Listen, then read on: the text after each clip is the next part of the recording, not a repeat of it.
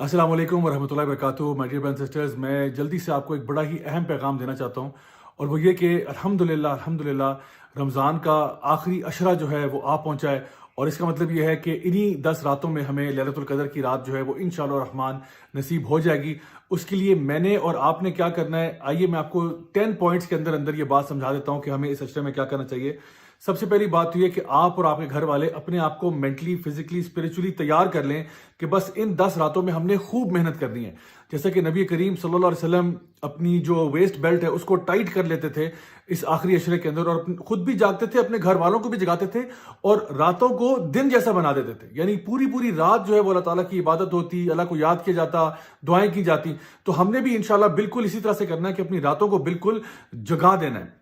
इसके अलावा ये कि ये जो आखिरी 10 रातें हैं, इनकी 10 की 10 पे हमें इबादत करनी चाहिए।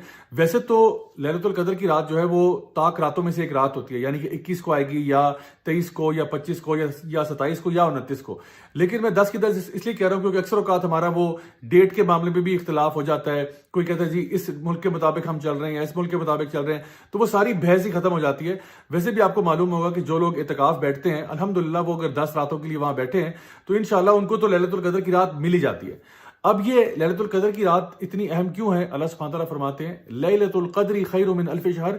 ये ऐसी रात है जो 1000 महीने से बेहतर है, यानी 1000 महीने के बराबर नहीं है, 1000 महीने से बेहतर है, यानी तकरीबन 83 ईयर्स की वर्शिप से ज्यादा बेहतर है। तो इस रात में जो भी आप इबादत का काम करेंगे, चाहे वो जिक्र हो, तिलावत हो, सदका खैरात हो, कुछ भी हो, आपके लिए वो ऐसे लिखा जाएगा जैसे आपने एक पूरी जिंदगी 83 ईयर से जायद का अर्सा उसी इबादत को करने में गुजार दिया। सो आखिर क्यों हम फिर इस टाइम को जाया करेंगे? हमें चाहिए कि इसका मैक्सिमम फायदा उठाया जाए।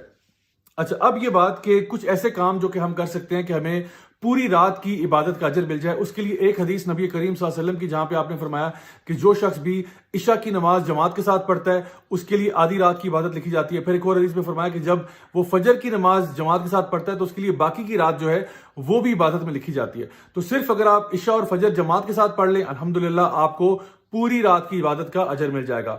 एक और हदीस में आप सल्लल्लाहु अलैहि वसल्लम ने बात इरशाद फरमाई कि जो शख्स भी इमाम के साथ क़यामुल लैल करता है, यानी कि तरावी की नमाज पढ़ता है, इमाम के साथ शुरू करता है, इमाम के साथ खत्म करता है, उसके लिए भी पूरी की पूरी रात इबादत में लिखी जाती है।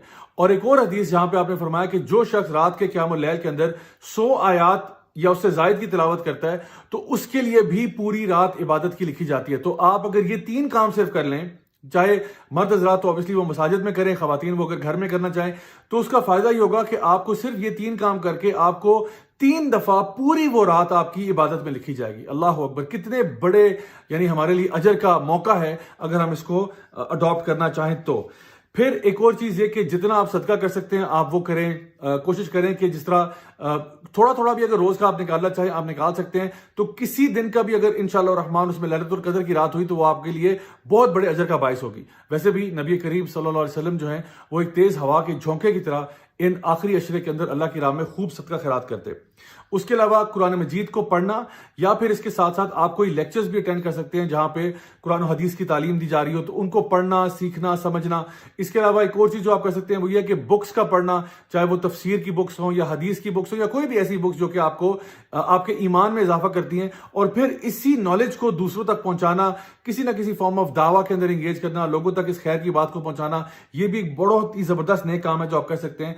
And last but not least, Allah ताला से दुआ करना, खास तौर पर वो दुआ जो कि नबी करीम सल्लल्लाहु अलैहि वसल्लम ने सईदा आयशा को सिखाई, अल्लाहुम्मा इन्नका अफ़ून तुहिब्बुल अफ़्वा फ़अफ़ु अन्नी, कि ए अल्लाह तू माफ करने वाला है, तुझे माफ करना पसंद है, या अल्लाह मुझे माफ कर दे। और ये ऐसी माफी है my dear brothers and sisters कि जो हमारे गुनाहों को धो के रखते, यानी ऐसे गुनाह के आप समझें कि आप क़यामत के दिन अल्लाह सुब्हानहू तआला के सामने खड़े होते हैं और आपको ये कहा जाता है कि आप जन्नत में दाखिल हो जाएं, यानी आपके गुनाहों को बस मिटा दिया जाता है। कि हम सब यही नहीं चाहते कि अल्लाह ताला हमारे गुनाहों का तज़किरा भी ना करे, बस हमें बगैर हिसाब के जन्नत में भेज दे। तो इंशाल्लाह ये दुआ जो है ये कसरत से मांगे, अल्लाहुम्मा इन्नका अफ़ून तुहिब्बुल अफ़्वा फ़अफ़ु अन्नी। इंशाल्लाह मैं दुआ करता हूँ कि अल्लाह ताला हम सब से हमारी तमाम इबादत कबूल फरमाए और हम सब से राजी हो जाए, हमें दुनिया में भी खैर अता फरमाए और आखिरत में जन्नतुल फ़िरदौस में मिलना नसीब फरमाए। वस्सलामु अलैकुम वरहमतुल्लाहि वबरकातुहू।